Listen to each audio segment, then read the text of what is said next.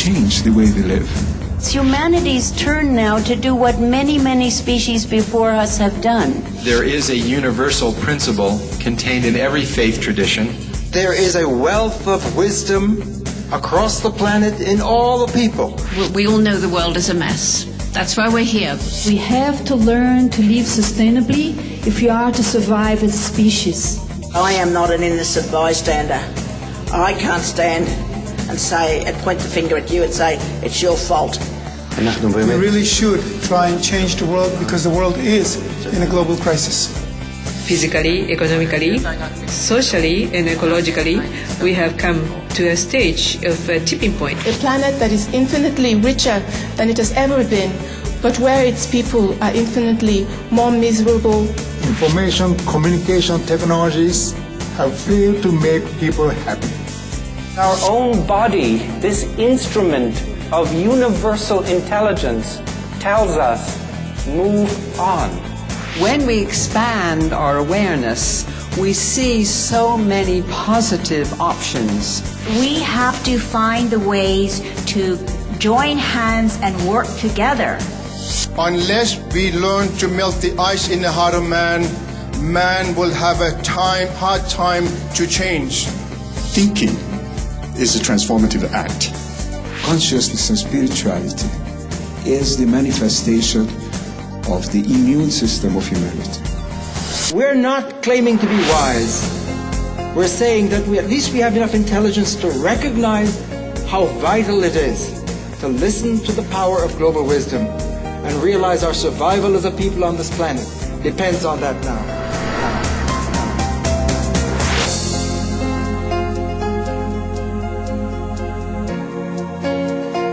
The universe is said to be 15 billion years old, and the history of the Earth is said to be 5 billion, and the first life is said to 3.8 billion years ago. And humankind with knowledge and consciousness came on this globe approximately 10 to 20,000 years ago. And we are a 6 billion member human family. What the humankind has done on the globe shakes the history of Earth, which has a history of 5 billion, and it threatens not only the civilization of mankind, but the existence and survival of the Earth itself. We are consuming 40% of the planet's photosynthesis, and this cannot go on. We have to change the way we live. You know about this report last week about the originator of the Gaia theory, James Lovelock, who said that, we're very likely for the next 100,000 years we're heating up the Earth, so that only small groups of people in the Arctic zone will survive. A few past centuries that Western science ascended to that priesthood which tells us our story of who we are and how our universe works. And it gave us a very depressing story of a meaningless, lifeless, purposeless universe running down to heat death.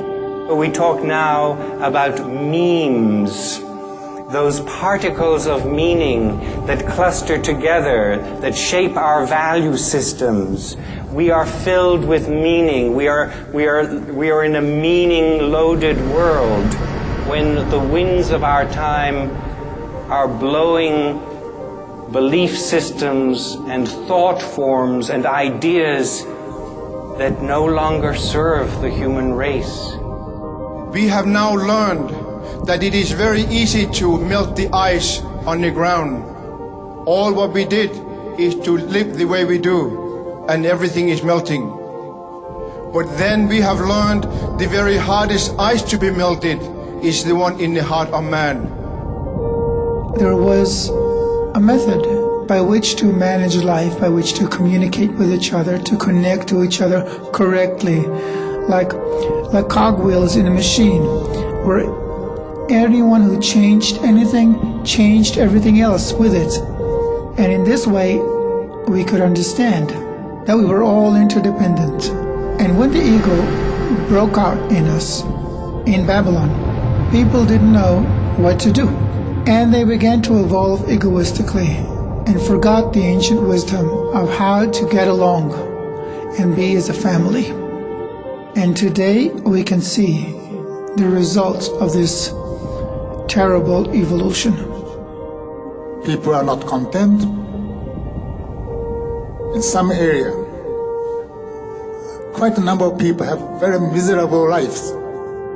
But world wisdom, global wisdom teaches that we can grow into a more integral intelligence, a holistic intelligence where we can feel the connectivity, experience it in our hearts.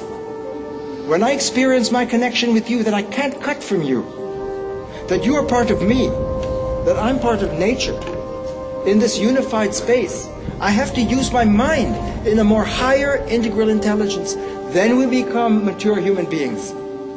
So our theme in bringing global wisdom to the people. We need to adopt the ancient wisdom that sustained us before there were religions and peoples, before we began this evil civilization of ours, so we can all reunite as brothers in one big family. Because globalization, which is what we are discovering today, in it, we just see that we're all dependent on each other, tied at the core to one another. There is a revolution going on, and it's not only inside people's head. It's not only people sitting at home and chanting. People are practicing it. We can see that it doesn't really come from religion. It must come from something beyond that. And we'll call that a great mystery beyond language. And that's an internal secret that everyone has to find in the quiet of their own conscience. Such spiritual truth reminds me that I am connected to all others, and that helps me in my search and my own journey. There is no actor that acts in isolation in the world anymore. That in our intertwined interdependence and interconnectivity, that the action of one person affects us all. When we looked down into the smallest manifestations of existence that we could find, when we looked all the way down into the quantum, into the subatomic realm, what did we find? We found a world that said, you are not separate from me. It's a butterfly. It's a symbol from transformation. And transformation not mean bad things. It's transformation. It's something fantastic. This is the trend. 1 million NGOs working cooperatively without having a formal structure, a name, or leadership is the biggest movement on the planet. So we don't need any education or any kind of punishments or warnings or police or punishments or anything. But when you see how you're connected to the world, that helps you conduct yourself correctly. And this is the solution that this wisdom that appeared 5,000 years ago provides. The only certainty there will be in our lives is change. More and more change. I would suggest to you, if you want to do something useful, do something to bring about a connection.